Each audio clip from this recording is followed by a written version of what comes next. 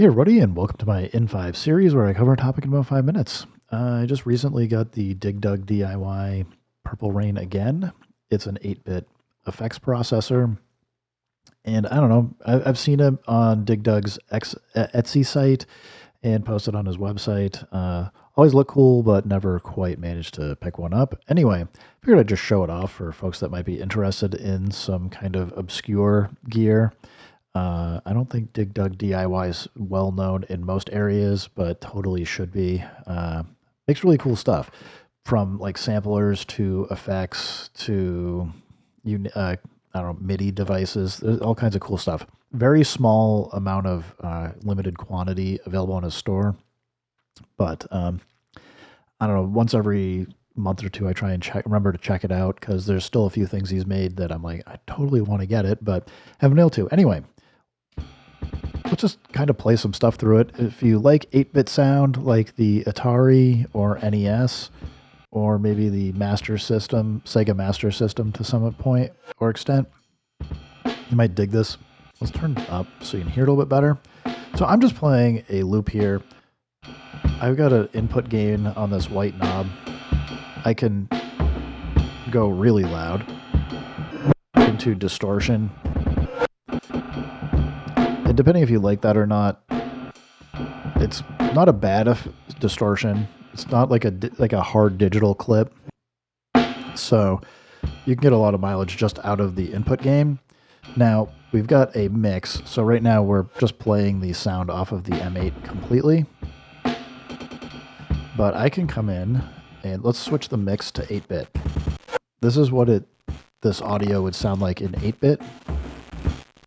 Couple things I would say if you're interested in 8-bit sound and mixing stuff, I probably wouldn't take even like a full set of drum clips like this traditionally and play it through. I would sample each sound individually. And the reason for that is on most of the 8-bit hardware, it actually went through an analog mixer to mix all of the different distinct 8-bit signals. So by playing a full track through it, we're kind of like over compressing and over saturating everything, but I'm just playing it like this so you can get a sense for what it sounds like.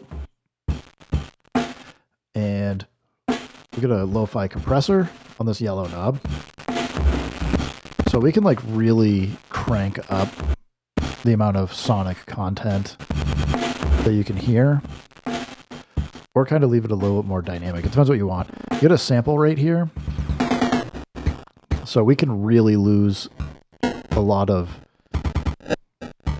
the fidelity of the sound by just taking this purple knob and going all the way sample rate. Crank it up.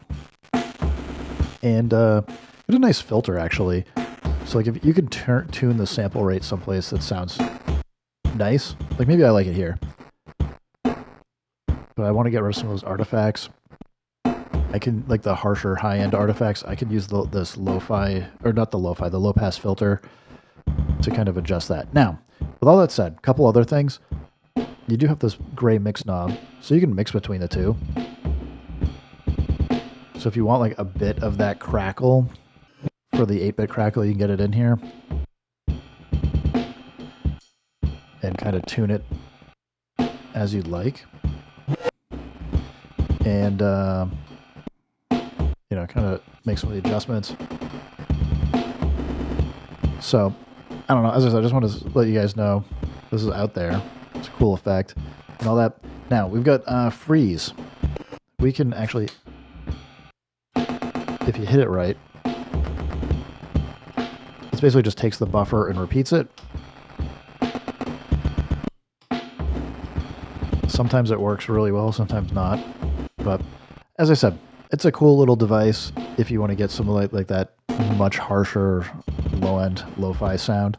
As you can see, I've got 2 AAA batteries in here to power it. You also do have this micro USB, so if you want to power it over USB, you can. The switch allows you to choose between battery and USB power. This model also happens to have, you'd see some 1/8" jacks here. You can control this over CV for the lo-fi compressor, the freeze button, and the sample rate. So if you wanted to hook this into modular and do some extra like cool stuff, or you want to use like a guitar pedal or something, you can, not a guitar pedal, like a guitar foot switch. Some cool stuff.